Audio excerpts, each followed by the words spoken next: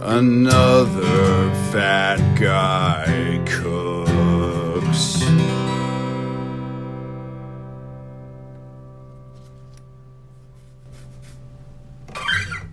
Hi guys, welcome to another episode of Another Fat Guy Cooks, Crime and Nourishment. With me today is Glenn Wool. Say hello, Glenn.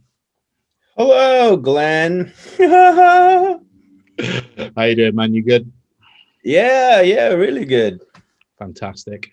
So I don't know what you know about the show, but I do a stupid little YouTube cooking show where I knock up various things, talk shit, get drunk, do drugs, and occasionally people watch it.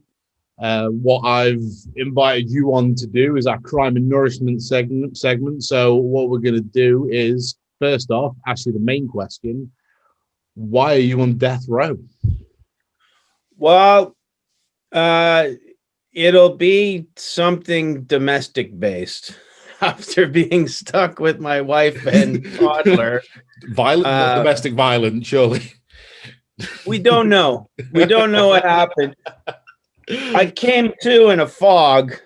I was dressed up like a Teenage Mutant Ninja Turtle, but there was a certain Nazi theme in my, like, it was like a Teenage Mutant Ninja Turtle dressed up like a Nazi.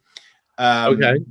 And that's all I can really remember about the night. I remember the police putting me in the back of the cruiser, and even they could see the funny side of my costume. But I'm pretty sure something bad happened because they won't tell me what they saw, and they won't let me out of prison. So I'm going the softly approach. I just assume it's bad. So we'll stay away from specifics. Yeah, no one's come to visit. That's what I know.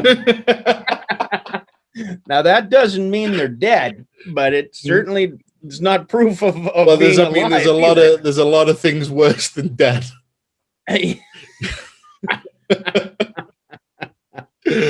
Okay, cool. Started out, I think I was trying to entertain the child, and who knows? Who knows what I did? I personally don't want to know because of the whole sort of complicit after the fact kind of thing. So, you know, if I find out what you did, then I'm probably going to have to go into hiding myself. Yeah. I reckon they don't put you in jail for nothing. Mm-hmm. And if they're actually going to kill me over it, just don't ask. With the fact that you're living in the UK as well, they must have actually bought back the death penalty just for you. They bent a few rules. Yeah.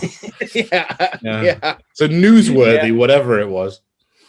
Yeah, they broke they broke a few shrubs getting this donkey out of the forest. So for anybody who doesn't know who you are, we met quite a long time ago, about 10 years or so ago, in the middle of the Nevada desert. Yeah. Through a mutual friend of ours, Douglas. Yes. And we I don't know how much we'll get into of what we were doing when we met, but we didn't remember much of it. Yeah.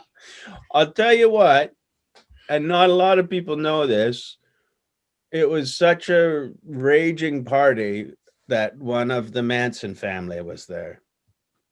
Is that true? That's a true statement. Now, she turned her life around and was working as a waitress at the thing. But you know the waitress that had a bandana and wore it all the time? That's because she had a swastika carved into her forehead. Oh, shit. No way. Does anybody else know this?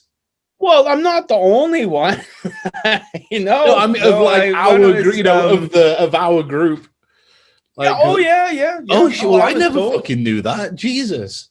Yeah, I think they kind of, because she's sort of reformed her ways, and that's why I'm not telling anybody the where it's find outable where it is. Yeah, but we won't drop. We won't drop which one of the Manson family she was, or well, one of the periphery. Yeah. We're not talking Squeaky Frome.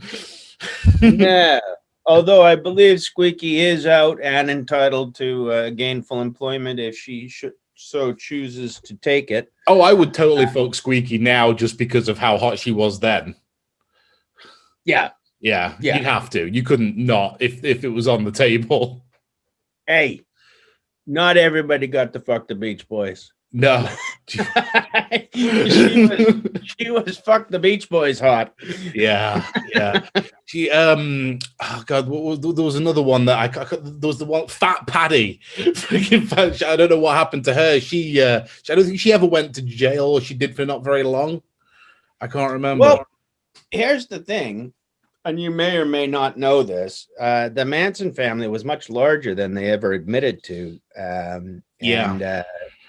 There's a very famous daughter in the Manson family. Angela Lansbury's daughter was in the Manson family, and that's what made Angela Lansbury move from Los Angeles to Ireland, because she had to get her daughter out of a cult. I didn't know that. Yeah, and it was right before the murders. Although there is theories that those murders were going on for a lot longer. Mm-hmm. And in a very special episode of Murder, She Wrote.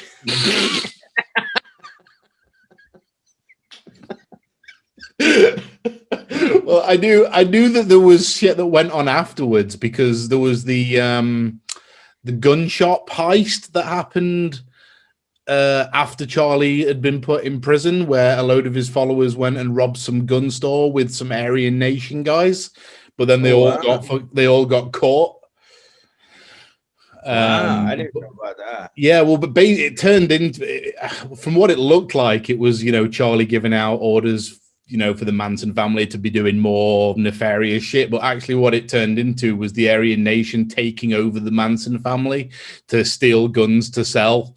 And basically Charlie was trading his women with the Aryan Brotherhood in prison to get favors, and just having them run around, do shit for the Aryan Brotherhood. Yeah. So it turns out he's not, much of a stand-up guy. Anyway, what we were getting to was who the fuck you are. So you have been a stand-up comedian for a very long time. Yeah. When did I stop trading favors with the Aryan Nation? I would have been 25 years ago. And I went straight into comedy. Yeah, you managed to get rid of all the tattoos and everything, and just get them covered over here. Oh no, I'm not in the Aryan Nation. I was farmed out by my pimp. I was going to say that their body hair does wonders for covering all tattoos. It does, but it's just it's not. I suppose it's Aryan. It's all of the mutant Ninja Turtles in a Panzer. They're all sort of each doing their own thing. I told you it was it's a shocking crime. Oh my god! Right, and you've also been on various different TV shows, like 8 out of 10 Cats, and a few different. I've not done the proper interview research where I've you didn't have to. I've been on a lot of things once, but yeah. Didn't you have a podcast with Frankie Boyle at one point as well? I did. There's talk of it coming back too. Maybe. I just because obviously I was doing a little bit of research just for shit to talk about with you, and I saw it. I've listened to about half an hour of one of them, and it's very fucking funny. It's on my list to catch up with the rest of it now. But got a lot of really fucking good reviews and stuff. Oh yes. And it's where my future wife first heard of me. Oh, was it? Okay. What was it called again? I forgot. Freestyle. Freestyle. That was it. Yeah. Cool. So it might be coming back. Everybody go listen to it. Stick it on your rotation and bitch it. Whoever will listen to bring it back. Cool. So you are currently on death row for heinous, unnamed crimes dressed as a Teenage Mutant Ninja Turtle, which has some kind of Nazi connotation involved. Well, the Japanese were ninjas and friend of the Nazi. Oh, come on. You can't say the Japanese are the Foot Clan. It's a teenage Nazi ninja. A Teenage Mutant Nazi Turtle. The Teenage Mutant Nazi Turtles. Sounds like a new Adult Swim cartoon. So you're stuck on death row for all of that. You get a last meal. It can be anything you want, unless it's something I've already cooked before, and then I'm going to edit this back to make you change your mind. But so yeah, you're on death row. You get your last meal. What would your last meal be and why? Well, I'm going to stretch you on this. I do like a good stretch. Yeah. It's pancakes. Okay. Now, but here's the deal, because I am Canadian, but my grandmother hailed from Estonia. Mm-hmm. And I grew up my whole life thinking that she didn't know how to make pancakes. Okay. And just had her own little way of doing it that nobody else did. And they tasted good, but they weren't pancakes. But she'd just call them that, and you just say, "Okay, well, okay." Mm-hmm. And then I was in Estonia, and I was like in such a rural setting. I wasn't even sure it was a restaurant when I went in, and they didn't speak very good English. And then like the only thing I could understand what she was saying was pancakes. So I was like, yeah, all right, that's what I'll have. And it turns out she does know how to make pancakes. There's an Eastern European style. It's more of a crepe situation. But I'm sure. I don't know if you find Estonian pancakes, but you like Polish pancakes or even Italy kind of does it too. So okay, what do they serve with them? There'd be a jam, or you could fry up. It's the one. Once you've got the pancake done, Mm-hmm. you can take it a variety. You can take it savory. You can take it sweet. We used to have it with a little drizzle of maple syrup. Maybe there's a cream cheese that you could fill the middle with if you rolled it into a thing. So maybe if I do like a little mini platter of a couple of different takes on it. That's what I would be looking for. In prison, I would just be looking for the biggest meal that you could get. So I'd be like, well, I want a variety of pancakes. I would like 7 years of pancakes. Or send them as far away to get the thing as possible, just to get as much time as you can. Just a pancake so long that it would take you 7 years to eat it. I want a pancake with a grain of salt on it from every country on earth. Yeah, I want a rolled up pancake that goes all the way to the door, all the way to the open door, and I'd like all the lights turned out and everybody to close their eyes. I could just see you shimmying down the side of a prison wall. It's called the Pac-Man escape.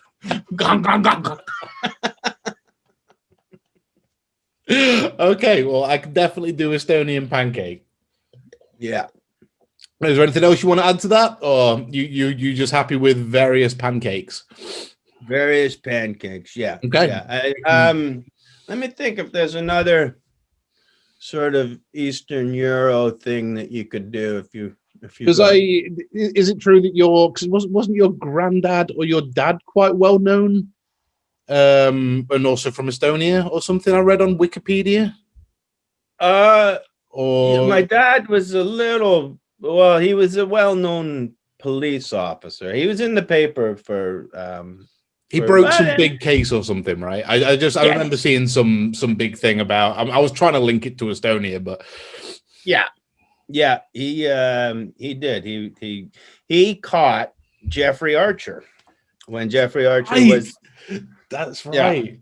Who, if you don't know this because you're not English, was I think it was a politician, right? Yeah. Yeah, and was it a bit? I think it was a big money laundering thing that he got involved in.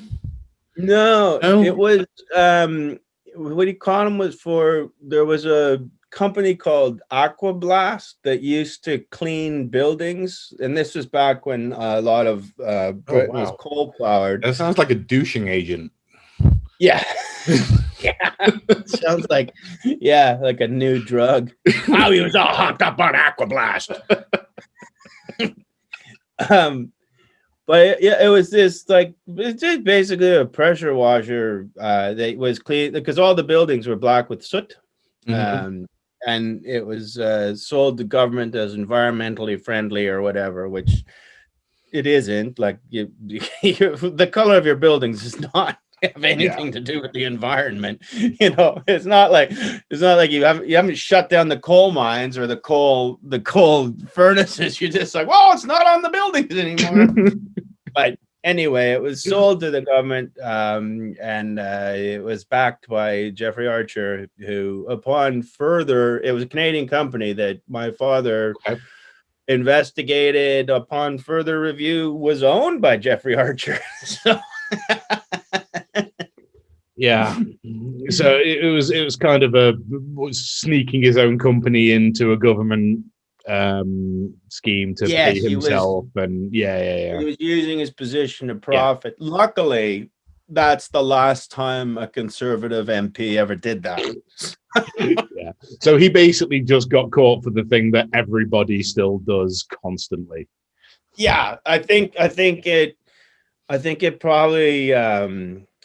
It probably made a few rules get changed. Like, oh, geez. Yeah. But we're going to look at this a little bit closer. Not that much closer, but a little bit closer. No more Canadian police officers. First rule. That's the. They need to at least be one family member away from you now. They can't be yourself. So you have to. It has to be your uncle or someone. Yeah. Yeah, the family dog has quite a portfolio. Okay, cool. Right. So what I'm going to do now is go away, buy shit, figure out what I'm going to make, and then we'll come back in what will seem to everybody else like an instant. I'll have a big tray of food in front. I'll have a big tray of food in front of me. Show you what I've done. You let me know how I did, and we'll go from there. All right, man. This has been an absolute pleasure. Really good to speak to you again. You too. And we'll be back. We'll be back in a sec. Another fat guy could